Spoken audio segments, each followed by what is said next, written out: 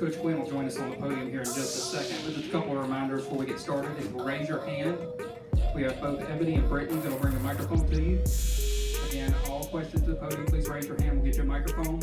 And to assist in following Pro Football Writers America guidelines, Atlanta Falcons would like to remind you that those in attendance of cheering and audible side conversations are not permitted during the post-game press conference.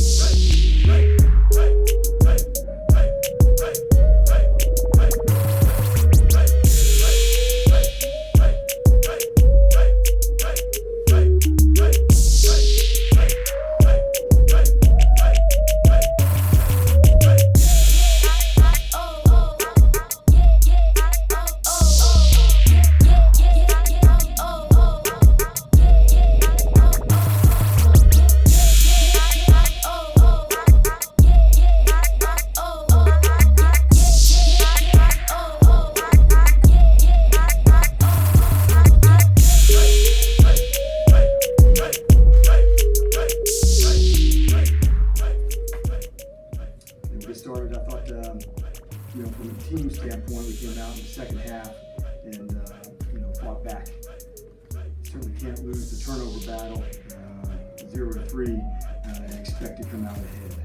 So for us, when we talked to the team, the first half of the season is complete, and we have to come out for the second half of the season, much like we came out in the second half today. If we do that, we'll be the team that we'd like to play like. But certainly losing that turnover margin and digging yourself into a hole at the start, tough way to get started into a game. Glad to open up to your questions. Go ahead. Lad, you're first. Go ahead, Lad. Thank you.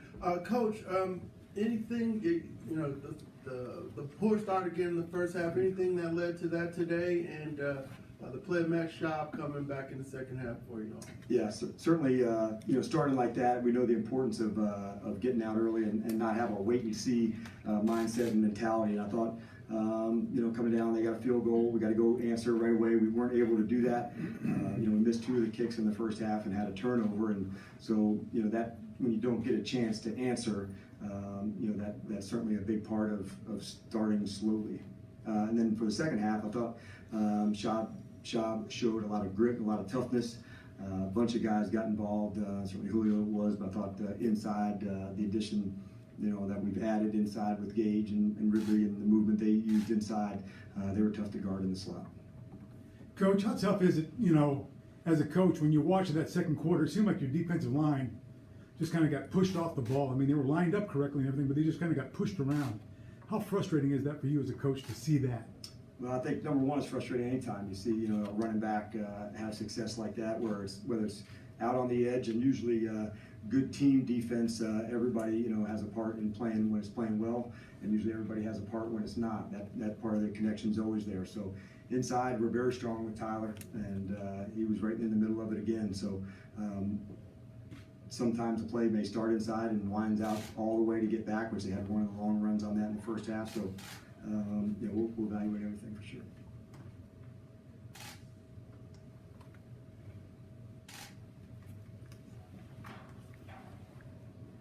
Coach, would Brian Hill be someone you envision getting some more playing time as the season goes on with the way he played today and not knowing when you're going to have Ito Smith back?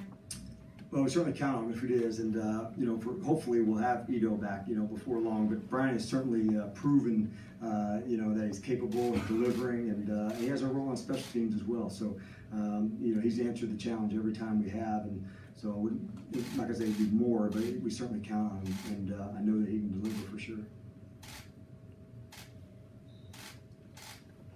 Coach, how big was the fumble, and from your vantage point, was the running back down? Well, I thought that was a huge part of this. When you turn it over at the one and don't have a chance to keep answering, especially when you're a hole, you have zero margin for any error. And so when that happens, from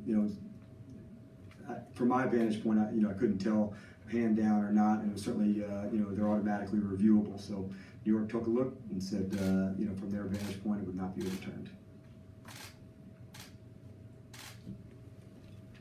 Dan, what's the bye week look like for the Atlanta Falcons? Well, for sure, it has to be 100% based on improvement.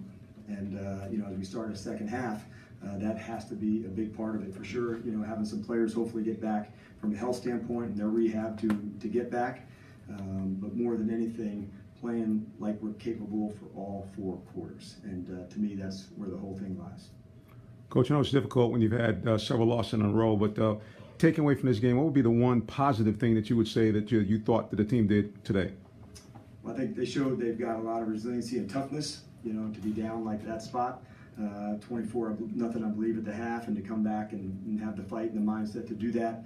I think that shows a lot about who they are. I'm not surprised by it one bit, but it is definitely disappointing to be in the space that we're in. So we also recognize our division's coming up, and so that's where our focus will be in our improvement. Hey, Coach, can you take us through your decisions on 4th down in the first half? I can't think of all of them, on the top for me, but I was imagine going forward or kicking. Yes, the 4th down, 4th and 1, you kicked the field goal. Right. And then you went for it, 4th and 1 the next time from your own 33. Right. I think when you have to be bold and take some chances to go. And early on, I don't know if that might have been 17-0, and we wanted, hey, let's get on the board, let's get some points and get rolling. We ended up missing that, and then when you're behind and you've got to make some bold decisions to go and be aggressive, those are usually why. But there's always a plan going in, and where we're at, a lot of factors will come in: time in the game, how many possessions left. For instance, as you're getting into the second half, those are all things that come up on the 4th downs. But within each series, we're talking about a 4th down opportunity, and we communicate that right upstairs to Dirk or to Ben if we're going to kick or punt or whatever it might be. Got one more. Coach, Isaiah Oliver made some nice plays in coverage today. Are you seeing the growth that you want to see from him as the season goes on? I think we really challenged, and in a lot of ways he really responded. He's a guy that is putting it in constantly to get there. And so we played a lot of man-to-man today, and we thought that was the best way to try to go to attack. Not the whole game, but he certainly has the ability to do that with the length. But it was great to see him stay down and really stay square on his coverage. Thanks, guys. Thank you.